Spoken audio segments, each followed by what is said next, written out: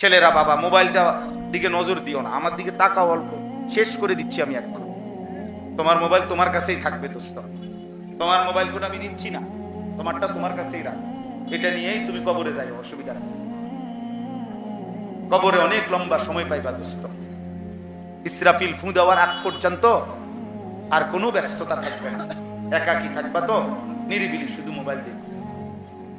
অনেক সময় দিবে ফেরেশতা তোমার, ফেরেশতাই নিজ দায়িত্বে এমবি ঢুকাই দিবে, চার্জ দিয়া দিবে, অথবা নিজেই যদি পারিবারিক ভাবে ওইখানেও যদি লাইন দিয়া দেয় তাইলে তো হইলে আলহামদুলিল্লাহ।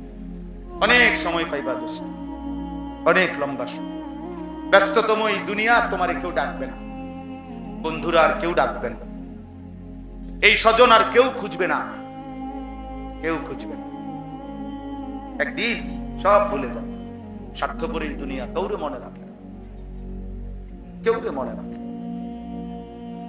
এই জন্য আল্লাহ তাআলা বলেন এই 5টি আয়াতের মধ্যে আমি 185 নম্বর আয়াতের অংশ বিশেষ পড়ছি। এই কথাটা বললেই আমার কথা শেষ।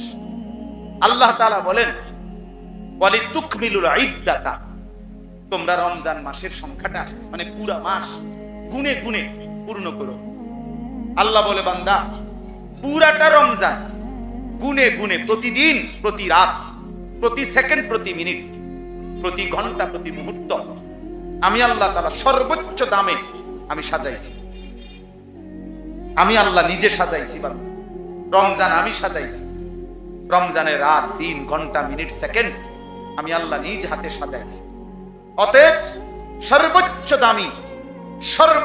দামি মুহূর্ত রমজান, এক এক সেকেন্ড।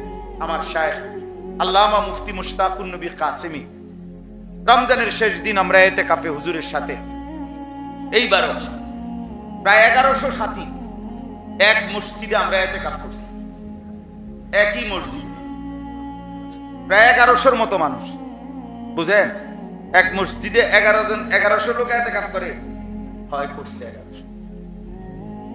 তো এই শেষ দিন আসরের পরে এই মুনাজাত ধরছে, নিজে কিছুক্ষণ মুনাজাত করছে, আমরাও মুনাজাত করছি, সবাই হুজুর নিজের হাতে ছেড়ে দিছে যে যার যার দোয়া করতে থাকেন।